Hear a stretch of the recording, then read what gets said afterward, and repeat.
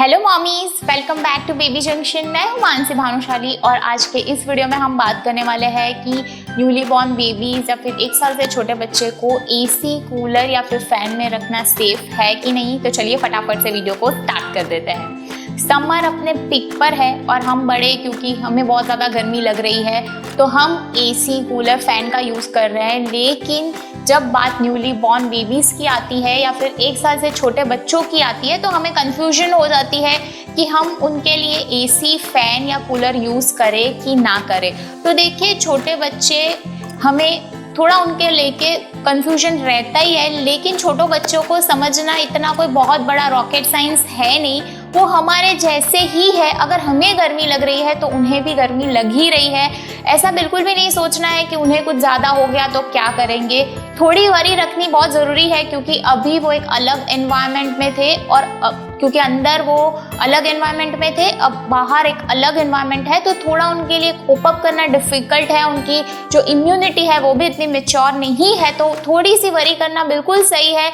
लेकिन इतनी गर्मी में भी उन्हें रैप करके रखना, बहुत ज़्यादा कपड़े पहना के रखना, फैन से दूर रखना, ये सारी चीज़ें ठीक नहीं है। क्योंकि अगर बच्चा डिहाइड्रेटेड हो गया तो उससे भी बच्चे को प्रॉब्लम हो सकती है, उससे उसे फीवर हो सकता है, तो उससे भी प्रॉब्लम बढ़ ही सकती है।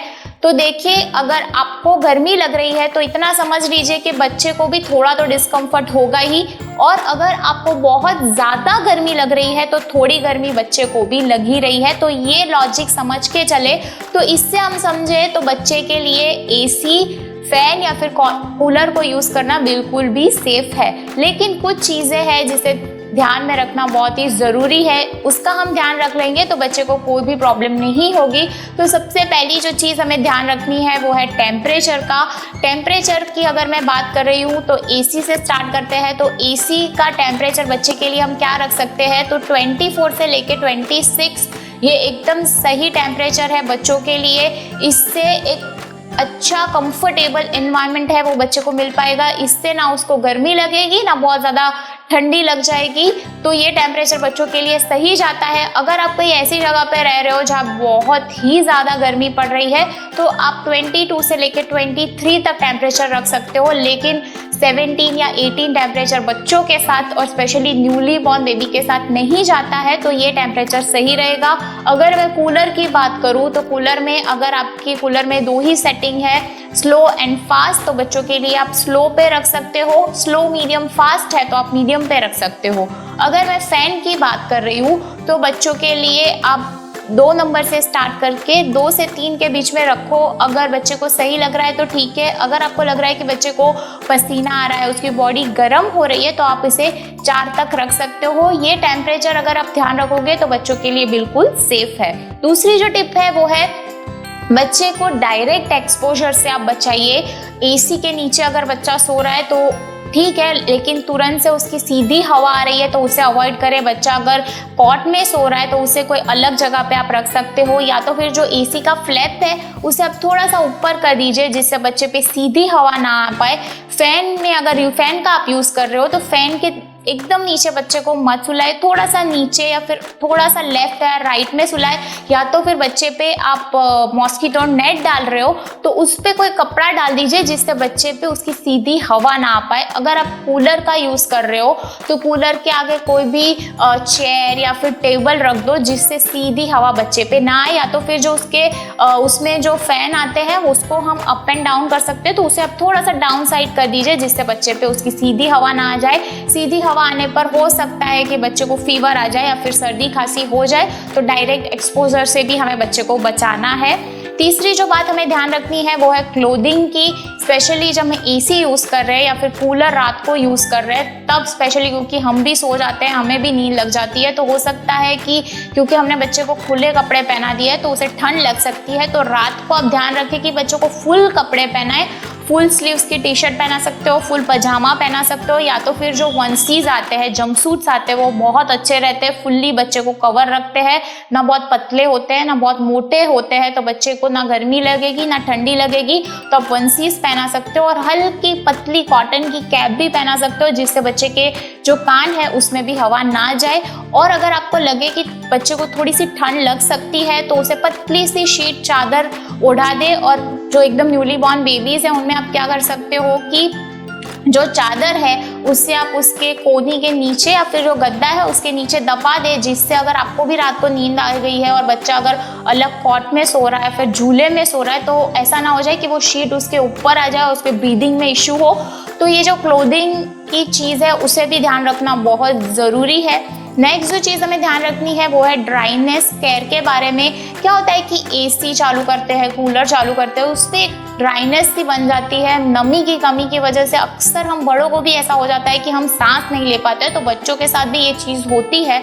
तो एसी में आप क्या कर सकते हो कि एसी जब आप स्टार्ट कर रहे हो तो एक टॉवेल को गीला करके हैंगर में या कहीं भी लगा दीजिए, जिससे आपके रूम में एक नमी बनी रहेगी और इससे जो सांस लेने में दिक्कत होती है वो नहीं होगी।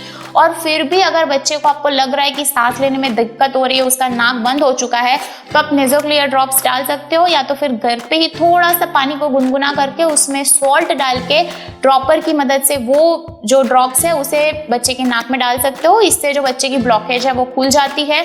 अगर मैं कूलर की बात करूँ, कूलर में भी यही सेम प्रॉब्लम है कि हवा काफ़ी ड्राई हो जाती है। तो इसमें आप क्या कर सकते हो कि थोड़ी सी जो आपकी विंडो है उसे खोल दीजिए, जो दरवाज़ा है उसे खोल दीजिए, तो जो एक क्रॉस वेंटिलेशन होगा उससे ये प्रॉब्लम रूम में नहीं होगी। तो ये चीज़ों का भी आप ध्यान रखें कि ड्राइनेस बच्चे में नहीं हो जानी चाहिए, क्योंकि उससे प्रॉब्लम हो सकती है फिर। और अगर आपको लगे कि स्किन ड्राई हो रही है बच्चे की, तो बच्चे को रात को आप मॉइस्चराइज़र लगा दीजिए और नहाने के बाद भी मॉइस्चराइज़र लगाए, जिससे बच्चे की स्किन पे भी पैचेस वगैरह नहीं होंगे।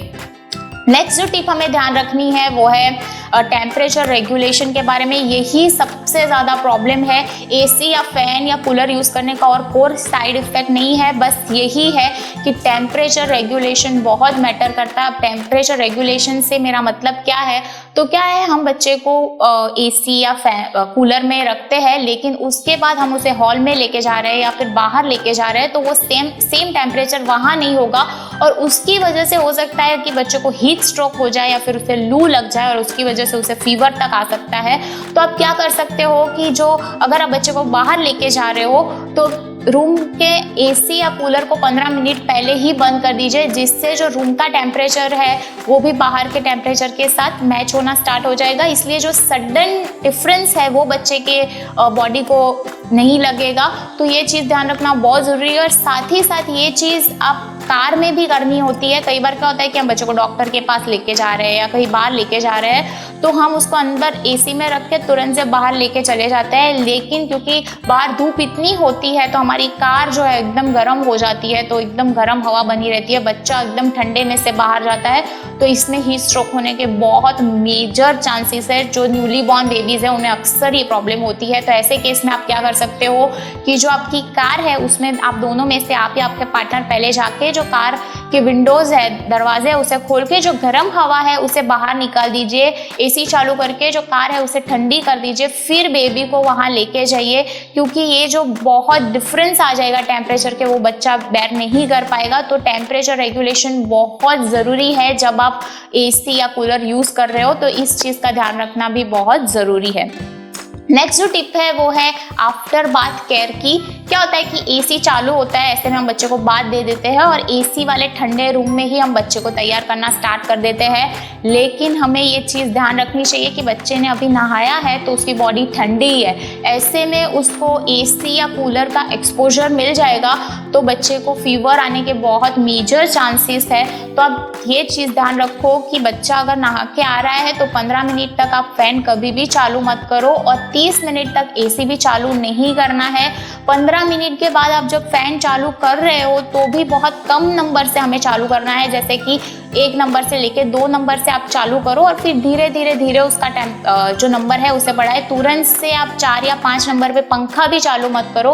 और एसी भी अगर आपको आधे घंटे बाद चालू करना है तो पहले आप 25 से लेकर 26 तक चालू करो, फिर उसे कम करें। बहुत ज़्यादा तुरंत ठंडी बच्चे को लग जाएगी तो उससे भी बच्चे को फीवर या फिर सर्दी खांसी हो सकती है, तो ये भी ध्यान रखना बहुत ज़रूरी है। और जो लास्ट टिप है वो है कि सर्विसिंग क्लीनिंग बहुत ज़रूरी है एसी या कूलर की, क्योंकि क्या होता है ज़्यादातर एसी हम समर में या फिर रात को ही यूज़ करते हैं, और क्या होता है कि इसके अंदर जो मिट्टी होती है, अगर हमने चालू करा और उसके जो जर्म्स बैक्टीरिया है, मिट्टी है, वो बच्चों को ने ले लिया तो फिर उसको फीवर या फिर सर्दी खांसी हो सकती है। तो एसी की क्लीनिंग ज़रूरी है, सर्विसिंग टाइम पे कराते रहो। एसी का समर में सिर्फ यूज़ कर रहे हो तो उससे पहले सर्विसिंग करा लो, उसे क्लीन करा लो।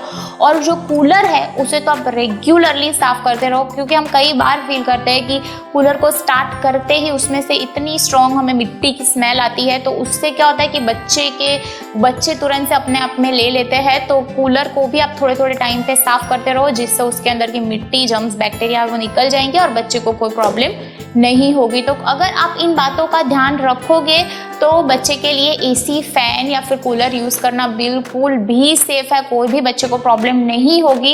इनफैक्ट अगर आप बच्चे को ये सारी चीज़ों से दूर रख के उसको गर्मी में रख रहे हो, उसे रैप कर रहे हो, उसे ज़्यादा कपड़े पहना रहे हो, तो हो सकता है उससे बच्चे को प्रॉब्लम हो जाए, डिहाइड्रेटेड बच्चा हो जाएगा, तो बच्चे को और भी बहुत मेजर प्रॉब्लम हो सकती है।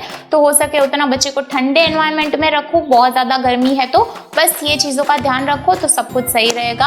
आई होप इतनी गर्मी में ये वीडियो आपके लिए यूज़फुल रहा होगा, इन्फॉर्मेटिव लगा होगा। तो अभी वीडियो को लाइक करें, चैनल को सब्सक्राइब करना बिल्कुल भी ना भूलें, बाजू में दिए गए हुए बेल बटन को ज़रूर से हिट करें, जिससे आपको रेगुलर नोटिफिकेशन मिल जाएगी। और कमेंट करके बताएं कि हम कौन से टॉपिक पे वीडियो लाए आपके लिए। और यस, इस वीडियो को और भी पेरेंट्स के साथ ज़रूर से शेयर करें। Thank you for watching baby junction and keep loving us. Thank you.